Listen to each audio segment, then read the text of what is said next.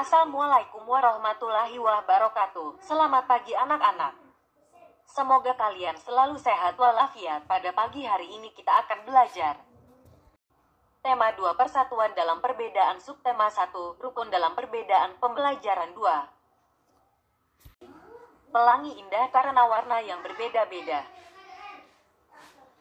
Hidup berbangsa dan bertanah air indah jika kita hidup rukun walaupun berbeda-beda. Ayo mengamati. Amati gambar tentang masyarakat yang hidup rukun dalam perbedaan berikut.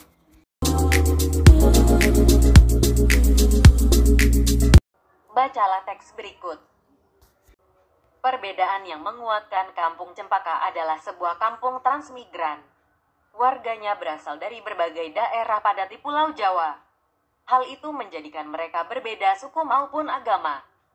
Di Kampung Cempaka, hiduplah 5 orang sahabat. Ada Asnah yang berdarah Sunda, Utami dari Banyuwangi, Tony, seorang anak etnis Tionghoa yang sebelumnya tinggal di Semarang, Wade dari suku Tangger di Jawa Timur, dan Marta, anak seorang pendeta yang dahulu tinggal di Solo. Di Kampung Cempaka, rumah mereka bersebelahan dan mereka pergi ke sekolah yang sama. Itu sebabnya mereka sangat akrab. Mereka suka bermain bersama dan sering menghabiskan waktu di rumah satu sama lain. Meskipun berbeda suku, kebersamaan begitu kental terlihat dalam keseharian mereka. Bersama anak-anak lain di Kampung Cempaka, mereka setiap akhir minggu berkumpul di balai utama kampung. Biasanya, selain berolahraga bersama, mereka juga kerap berkeliling ke rumah warga, membantu melakukan apa saja yang dibutuhkan warga. Kadang-kadang mereka membantu warga lanjut usia, sekadar membereskan rumah atau menyiapkan makanan. Sesekali mereka juga membantu orang tua yang sedang bekerja bakti membersihkan lingkungan. Dari Tony, mereka belajar menari barongsai. Lalu mereka ajarkan tarian itu kepada anak-anak. Warga membuat tumpeng gede, yaitu nasi khas dari daerah Tengger yang dibuat untuk mensyukuri berkah Tuhan dalam wujud panen raya.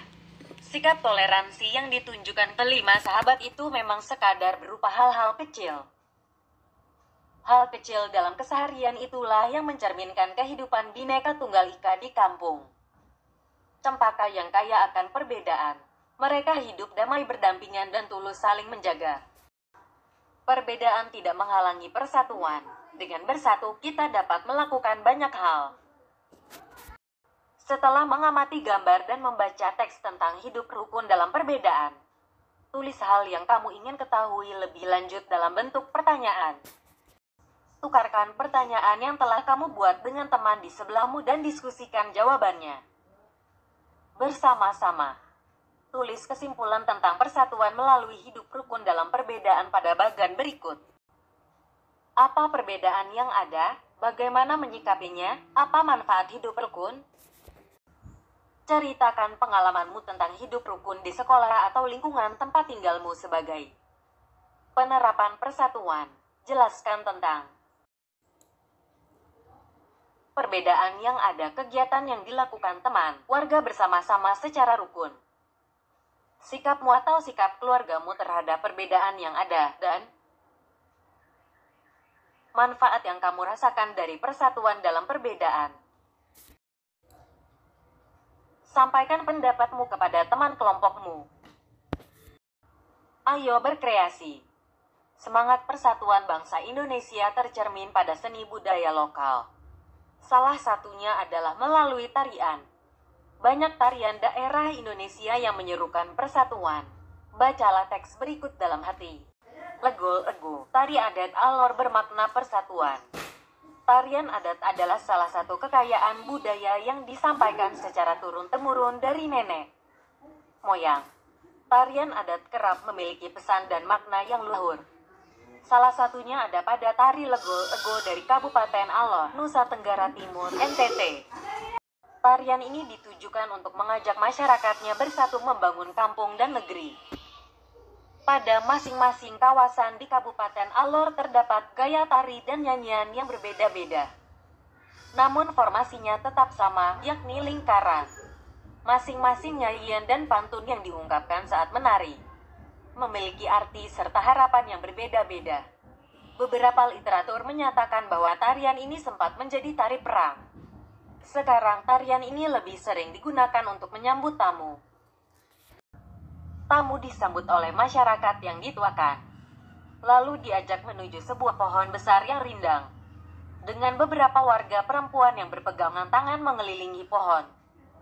Tamu dipersilahkan untuk ikut serta dalam tarian tersebut. Dengan gerakan kaki yang diatur sedemikian rupa, penari akan bergerak mengitari pohon. Pas saat yang sama, syirih pinang dan minuman sopi ditawarkan. Gerakan kaki dan nyanyian di masing-masing daerah bisa saja berbeda. Namun bentuk formasi lingkaran dan komponen tradisional lainnya tetap sama. Di dalam lingkaran, ada 3 lelaki yang memiliki tugas berbeda. Ada pemukul gong yang nadanya akan digunakan untuk menghitung langkah penari. Kemudian ada seorang lelaki yang bernyanyi sekaligus mengucapkan pantun. Dan seorang lagi bertugas membagikan sirih pinang serta minuman sopi. Selain menjadi identitas setiap suku, tarian ini menjadi salah satu identitas pemersatu masyarakat Alor yang punya mimpi agar masyarakat dan pendatang terus bersatu membangun kampung serta negeri. Diskusikan dengan teman kelompokmu bagaimana melakukan tari lego-lego. Setiap tari tradisional terdiri atas penari yang melakukan tarian secara perorangan, berpasangan atau berkelompok. Kegiatan menari lebih dari 1 orang apalagi berkelompok dalam jumlah yang cukup besar membutuhkan kekompakan. Posisi dalam menari perlu diperhatikan oleh seorang penari. Pengaturan posisi ini disebut dengan pola lantai. Seorang penari harus memperhatikan perpindahan, pergerakan, dan pergeseran posisi saat menari.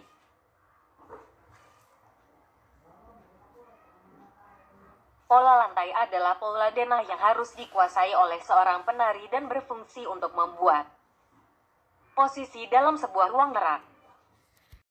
Perhatikan jenis pola lantai berikut. Pola lantai vertikal, lurus. Tari klasik banyak menggunakan pola lantai vertikal. Penari membentuk garis vertikal, yaitu garis lurus dari depan ke belakang atau sebaliknya. Pola lantai ini memberikan kesan sederhana, tetapi kuat. Pola lantai diagonal penari berbaris membentuk garis menyudut ke kanan atau ke kiri. Pola lantai garis melengkung. Penari membentuk garis lingkaran. Tari rakyat dan tari tradisional banyak menggunakan pola ini. Pola lantai ini memberi kesan lemah dan lembut. Temukan berbagai tari daerahmu. Sebutkan pola lantai tariannya.